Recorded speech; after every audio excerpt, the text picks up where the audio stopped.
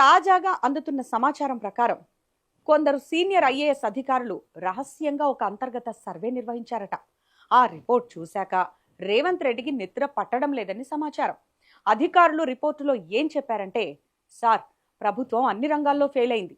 ప్రజల్లో కాంగ్రెస్ మీద విపరీతమైన నెగటివిటీ ఉంది. ఇలాగే ఉంటే వచ్చే ఎన్నికల్లో కాంగ్రెస్కి వచ్చేవి కేవలం 20 నుంచి 30 సీట్లు మాత్రమే. అంటే పరిస్థితి ఎంత దారుణంగా ఉందో అర్థం చేసుకోండి. ఇప్పుడు దర్జాగా కుర్చీల్లో కూర్చున్న మంత్రులు కూడా వచ్చే ఎన్నికల్లో ఇంటికి పోవడం ఖాయమని ఆ రిపోర్టు తేల్చి చెప్పిందట. ఇక ఈ సర్వే ప్రకారం ప్రస్తుతం కేబినెట్లో ఉన్న ఉద్దండులు, సీనియర్ మంత్రులు కూడా ఓడిపోబోతున్నారట. తమ సొంత నియోజకవర్గాల్లోనే తిరిగే పరిస్థితి కూడా లేదని అధికారులు మొహం మీదే చెప్పేశారట.